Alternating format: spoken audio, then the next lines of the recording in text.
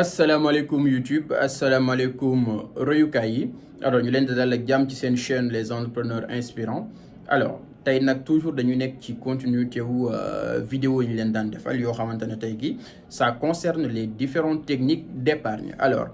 tey gi nag dama bëggoon juste rek ñu def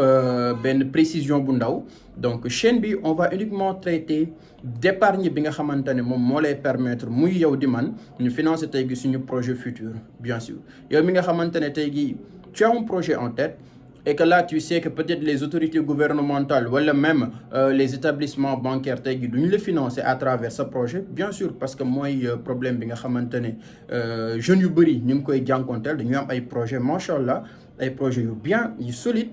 mais malheureusement dañuy manquer crédibilité raison pour laquelle établissement bancaire yi wala même autorité gouvernementale yi du ñu leen accompagner tey ci seeni projet alors pour remédier à ça technique bi ci gën a gaaw gën a efficace gën a yomb mooy technique d'épargne sur benn longue durée alors je m'explique mooy technique yi nga xamante ne dañ leen ko proposer donc comme ni ma leen ko waxee woon la fois passée Pape Matar Ndiaye aussi wax na leen ko ay série de vidéos la yoo xamante ne benn bu ci nekk dañ leen di andil ay techniques yu bëree yoo xamante ne jeune bu ci sukkandiku tey jii d'ici 6 mois d'ici 1 an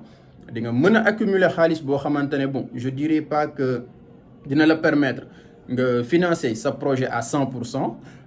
mais même sax bu fekkee à hauteur de 70% dina la dimbali bu baax a baax nga mën a financer sa projet donc technique d'épargne yi ñu leen di proposer ay technique d'épargne la yoo xamante ne da nga koy def rek ci benn durée de 6 voire même 1 an mën na nekk sax ba 2 ans ça dépend aussi ci fonds yi nga xamante ne moo lay permettre nga dérouler sa activité donc da ngay takk sa biir def ko ci app boobu noonu et là tu vas voir que dina la permettre nga accumuler xaalis bu bëree boo xamante ne après dina la permettre nga financer benn projet précis oui épargne bi nekkul xaalis boo xam ne da ngay jël rek denc ko muy nelaw mais c'est juste pour financer un projet bien défini raison pour laquelle nag dafa laaj sacrifice bien sûr donc dafa laaj sacrifice donc sacrifice bi mu laaj moo tax tey gi ñu bëree boo leen waxee épargne naan non société sénégalaise configuration société sénégalaise ni mu mel moo tax mënoo épargner alors man j'ai juste envie de vous dire que bien sûr que société sénégalaise bi ni mu bindoo xaw na indi tuuti handicap ci say astuce pour nga ci say maanaam nan laa ko mën a tuddee sax ci sa désir nga épargner xaalis bu bëri pour financer sa projet mais je me dis que tey gi kenn ku ci nekk responsable nga te kenn ku ci nekk yaa war a mën a préparer sa avenir ëllëg du état bi mooy ñëw di la xeex pour sa avenir du tamit tey gi les proches loolu laay am envie tout le temps di ko wax les jeunes ma naan leen tey gi bàyyi leen tout le temps naan amuñu mbokk bu ñu financer amuñu état bu ñu jàppale essayel nga jàppale sa bopp parce que les autres personnes ne vous doivent absolument rien réussite bi yow yaa ko war a xeexal sa bopp financement bi su fekkee amoo l'appui des autorités gouvernementales wala des établissements bancaires yow yaa ko war a xeexal sa bopp bien sûr à travers lan ay stratégies ay mécanismes yoo xamante ne dina la mën a permettre nga am les fonds nécessaires alors donc toujours ci seen prolongement des vidéos précédentes donc tey nag dañu leen indil benn règle boo xamante ne moo ngi tudd la règle des 1% donc règle la bu empirique nag boo xamante ne plusieurs personnes l'utilisent surtout ñi nga xamante ne dañu am ay achats compulsifs j'espère que Matar Ndiaye def na ci contenu bu am solo concernant les achats compulsifs mooy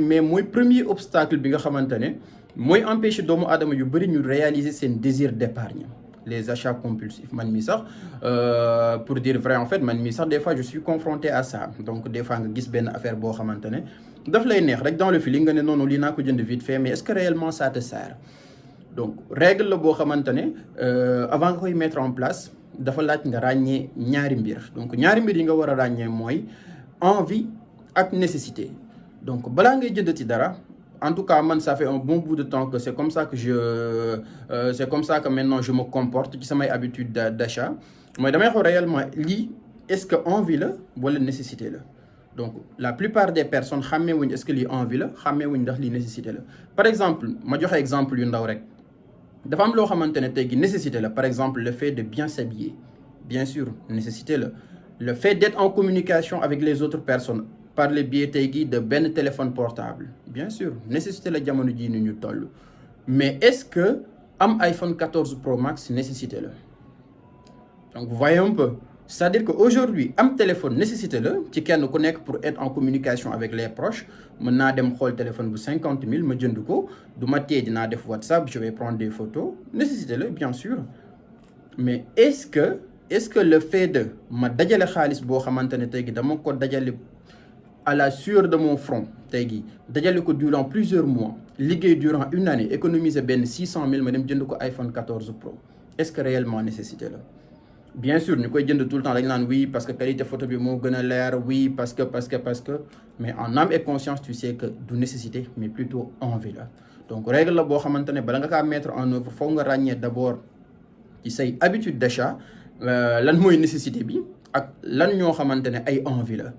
donc bien sûr manger nécessité la mais est-ce que chaque week-end nga génn dem au resto nga lekk fa ak say xarit nécessité la non envie la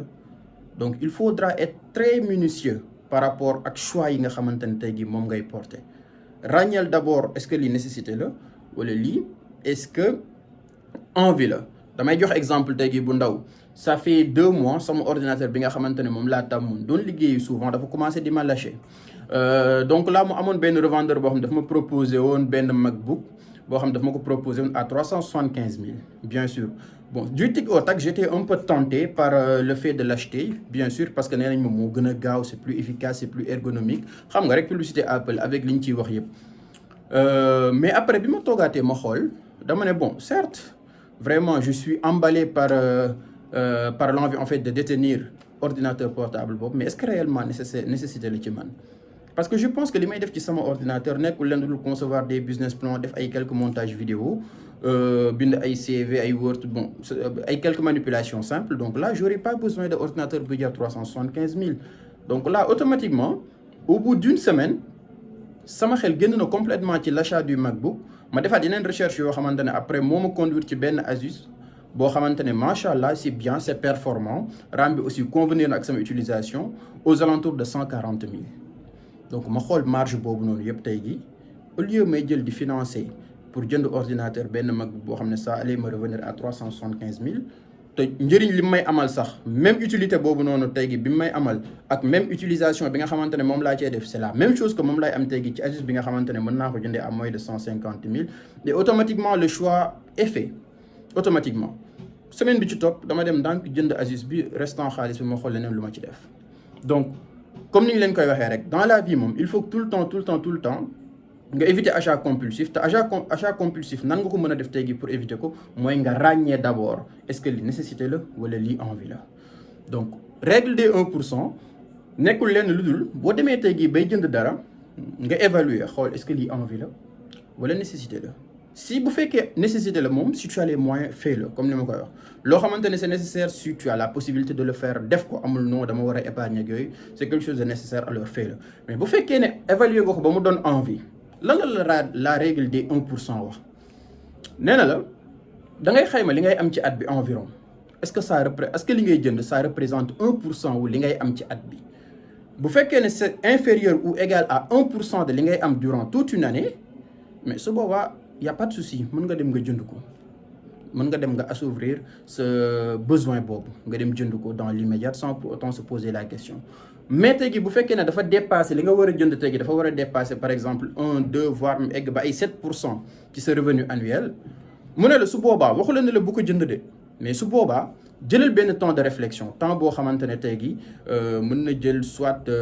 1 semaine 2 semaines nga defaat un peu de recul xool réellement est-ce que lii c'est tellement nécessaire c'est tellement essentiel que tout que dama ko war a jënd donc et là dans la plupart des cas comme man li ma dal rek ci choix wu iMac bi ma bëggoon comment dirais-je MacBook bi ma bëggoon jënd ak Asus donc durant une semaine sa rationalisme dina la permettre tey gi nga mën a discerner que ne réellement non lii réellement c'est pas utile donc mieux vaut tey gi ma cantonné ci loo xamante ne tey gi c'est utilitaire bañ a yàq sama xaalis li ci des ma denc ko mettre ko de côté afin de financer tey gi un projet futur donc à chaque fois ngay dem di jënd dara ràññeel d'abord est-ce que envie la wala nécessité la su fekkee nécessité la demal nga jënd ko ci ni mu gën a gaawee su fekkee ne envie la tey gi reporter l'achat à demain après-demain dans une semaine dans un mois pour xool toujours est-ce que maanaam bëgg-bëggu jënd ko dans l'immédiat mi ngi fi ba léegi et je vous assure que boo toogee durant quelques jours durant même une semaine di nga xool que ne réellement c'était pas nécessaire ñaata yoon la ñu dal ñun ñii ñu bëgg a jënd dara dans l'immédiat ñu reporter ko à demain après demain ou bien dans une semaine après ñu ne finalement c'était pas nécessaire. Donc man li ma leen di inviter à chaque fois muy yow mi may seetaan muy man mooy bu ñu demee bay jënd nañuy xool réellement est-ce que nécessité la wala envie la. Nécessité la nañ ko jënd bu baax nañ ko jënd ci nu mu gën a gaawee, envie la nañ ko reporter à demain dans une semaine pour xool est-ce que réellement envie bi dina fi nekk ba léegi. Donc sans trop tirer en longueur, tey technique boobu lañ leen andiloon mu nekk la règle des 1%. Donc Matar Ndiaye def na ci contenu bu am solo pour ñi nga xamante ne gisaguñ vidéo bi mën nañ dem xooli ko. Donc c'est disponible sur la chaîne, vraiment contenu bu am solo la ci wax. Donc vidéo bi prolongement wu idéologie boobu noonu kese la. Donc à chaque fois que ngay jënd dara identifier est-ce que nécessité la wala envie. Bu fekkee nécessité la jënd ko dans l'immédiat, mais bu fekkee envie la reporter ko à plusieurs jours voire même plusieurs semaines, et boo ñëwaatee di nga xam carrément que ne ndekete ce n'est pas aussi indispensable que ça. Et xaalis boobu noonu di nga ko mën a épargner de côté afin de financer un projet futur.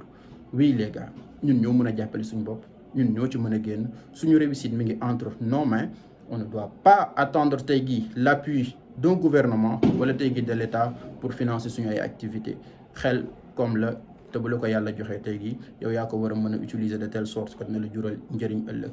Alors donc fii lañ koy yemale. Ba beneen yoon donc di leen jox dig daje bi bien sûr ba beneen yoon ci seen chaîne les entrepreneurs inspirants pour yeneen techniques yoo xamante ne dina leen mën a permettre ngeen épargner au maximum afin de financer seen projet futur.